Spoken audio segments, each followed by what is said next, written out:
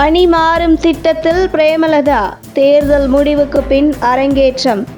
ஆட்சியில் பங்கு கிடைத்தால் தாவ தயார்.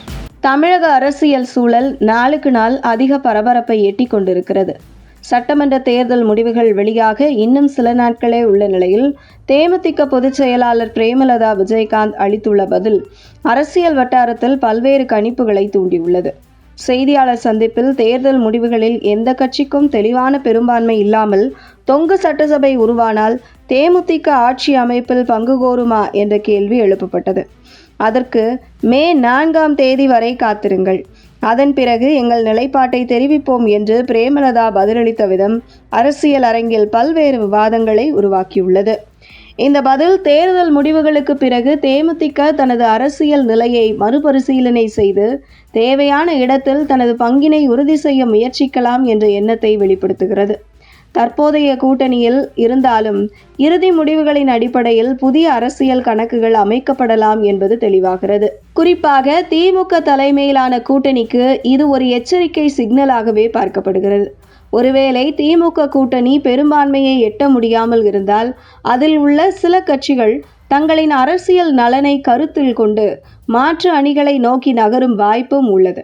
அந்த நிலையில் என்டிஏ பக்கம் சில கட்சிகள் சாயும் சூழலும் உருவாகலாம் என்ற கணிப்பும் வெளியாகியுள்ளது. ஒரு காலத்தில் விஜயகாந்த் தலைமையில் தனித்துவமான மாற்று சக்தியாக விளங்கிய தேமுதிக தற்போது அரசியல் சமநிலையை பயன்படுத்தி கொண்டு தனது செல்வாக்கை மீட்டெடுக்க முயற்சிக்கும் நிலையில் உள்ளது. இது வெறும் அதிகார பங்கீட்டை நோக்கிய நகர்வாக மட்டுமல்லாமல் கடந்த சில தேர்தல்களில் ஏற்பட்ட பின்னடைவுகளை சமாளித்து கட்சியின் எதிர்காலத்தை உறுதி செய்யும் அரசியல் தந்திரமாகவும் பார்க்கப்படுகிறது. மேலும் தேர்தல் முடிவுகளுக்கு பிறகு உருவாகக்கூடிய அரசியல் சூழலில் சில சட்டமன்ற உறுப்பினர்களின் ஆதரவு மாற்றங்கள், கூட்டணி கட்டமைப்பில் திடீர் திருப்பங்கள் போன்றவை நடைபெற வாய்ப்பிருப்பதாகவும் பேசப்படுகிறது. குறிப்பாக பெரும்பான்மை குறைவாக இருந்தால் ஒவ்வொரு எம்எல்ஏவின் ஆதரவும் முக்கிய பங்காக மாறும்.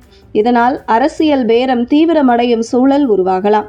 ஏற்கனவே எக்ஸிட் போல் கணிப்புகள் பலமுனை போட்டியை சுட்டிக்காட்டும் நிலையில் இத்தகைய பிரேமலதாவின் காத்திருந்து பார்க்கும் அணுகுமுறை பெரிய கட்சிகளுக்கு சற்று பதற்றத்தை ஏற்படுத்தியுள்ளது.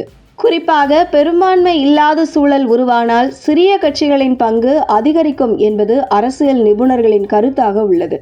அந்த வகையில் மே 4ஆம் தேதி வாக்கு எண்ணிக்கை நடைபெறும் போது தமிழக அரசியல் களம் முக்கிய திருப்பத்தை சந்திக்கக்கூடும்.